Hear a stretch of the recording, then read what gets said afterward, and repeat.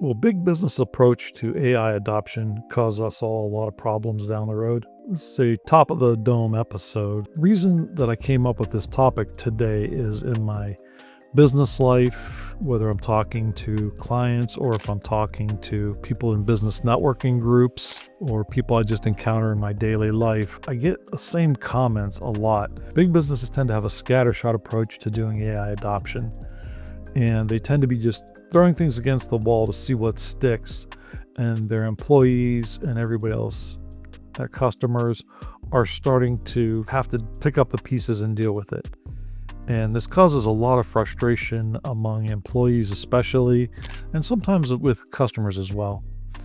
And the question is, why are they doing this, and is this going to cause problems down the road? The common consensus seems to be that they're just doing this because they're trying to see what works and what doesn't work, and they're just kind of experimenting, hoping that one of the experiments is going to be successful, and they'll be able to leverage that one successful project to pay for all of the unsuccessful ones. And while that's a typical assumption about how this is working, there's a lot more subtlety to it that will help you understand exactly what they're doing. And it's also going to help you with your business prepare for AI adoption and kind of understand what they're doing, and if there are similar strategies that you can employ, and if there are pitfalls to this that maybe you can avoid. So basic thing to understand is that this is not really a technique to see what works and what doesn't work in and of itself. This is a technique that is a form of technical debt. And technical debt can be understood as the implementation of a project or the development of a project where you have to make technical decisions that you know are going to be long-term compromises, but you go ahead and make the decision anyway in order to get the project done. Now, there are many reasons you might want to incur technical debt. You may not have the time. You may have a deadline that's coming up, and in order to get the project done, there may be parts of the project that you have to do a bare minimum implementation to get the project to work and hit your deadline. Similarly, you might have budget constraints that prevent you from actually being able to complete the project if you actually had to develop everything. So you're willing to compromise an implementation and complete the actual detailed implementation later when you have more resources. Other reasons you might choose to incur some technical debt is that when you are working on the project, you might not actually have all of the information you need to make a final decision on how to do the implementation. So you might wait for information to work its way out, or events in the real world to happen so that you know you can make a better long-term decision.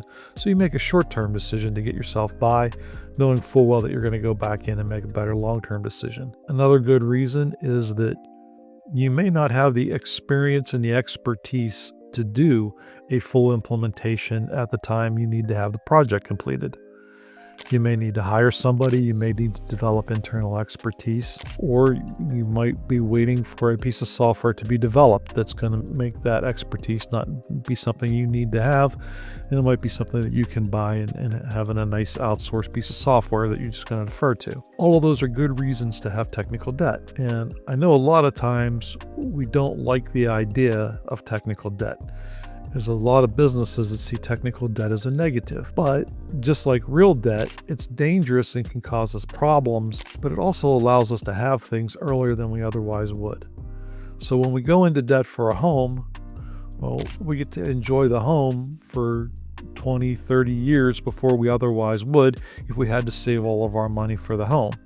So we actually get to experience the house, live in the house, and enjoy the lifestyle that it brings much earlier than we otherwise would. Similarly, technical debt gives us the ability to implement our projects and get the benefit of our projects when we don't necessarily have the resources, the knowledge, and the capability to fully implement the project.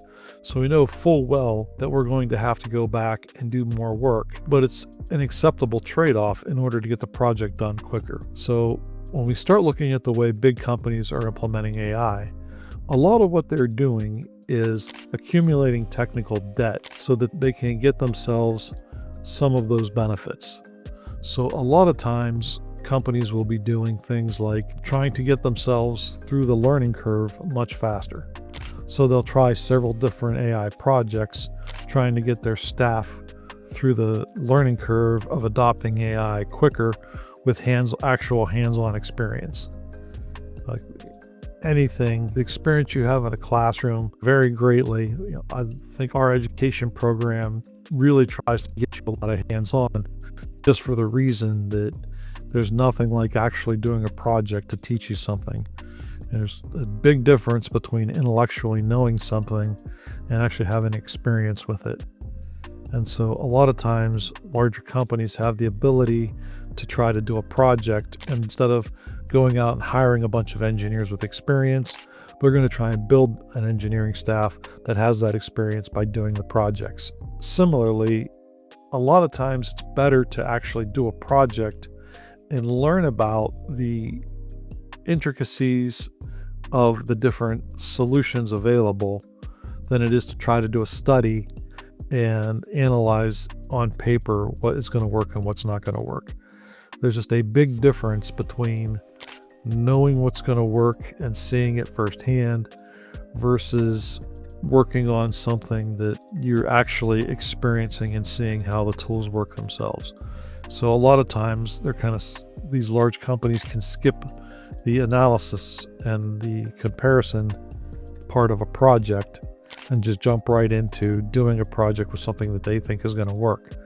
So they're usually using an abbreviated analysis phase to get them into a longer development phase. And again, when they reach the end of the project, they're going to have a lot more institutional knowledge about the solutions and the products, and they're also going to have developed their staff. So there's a lot of long-term shortcutting of becoming an AI company that can happen if you can circumvent doing some of the upfront work. And so it seems like these companies have a very scattershot approach. Well, what they're really trying to do is they're really trying to cut the time it takes to build their staff and to analyze the products in the marketplace. Now, some of the downsides to this, you hear a lot from people who experience them. So one of the things I hear a lot is, well, my company is really doing a lot with AI, but well, I need to learn 3 different AIs because engineering is using one, HR has a different tool, and marketing has a different tool, and I have to work with all of those departments, so it feels like I'm always learning something. So yes, there's a big learning curve that you're going to put some of your staff through while you're trying to sort out which of these products is going to be best for you. And again, that's a price you're willing to pay because you know that the payoff to actually completing all of these projects is going to be much greater if you can just get through to that point. Another reason that a lot of companies experience this is a little less planned and a little less thought out. And this has to do with the way vendors work. So this is more of a side effect, and it's not necessarily planned technical debt. And this is something that we really need to be aware of and not confuse the decision to take on technical debt with the side effect of other things happening in the AI space. So another scenario where people come to us and say, well, we seem to have like 5 different AIs and it's a lot of work. And you start looking into it, it's not because the company is adopting all these different AI projects and trying to get through and doing it for a very specific technical debt reason. What's happening is a lot of their vendors are incorporating AI into their products. And a lot of those vendors are trying to rush to get a product to market that has AI in it because that's a very big selling point right now.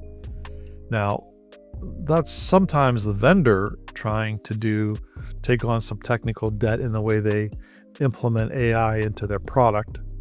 And sometimes it's really their long-term strategy. But the business is kind of picking up these AI capabilities as a side effect of being a customer, not by deciding to take on technical debt. It's just a much bigger risk than actually deciding to take on technical debt and doing a lot of projects to take yourself further down the learning curve. In this situation, companies are being exposed to a large number of AI products unintentionally because their vendor base is adopting AI and putting those products into their environment. And a lot of times it's very hard to even know that they're there or to stop them from being implemented into your environment if you're already a customer. In this case, there was a old approach that we did back when we were doing client server development, when we were doing early web development, and we've kind of adopted it into the WSI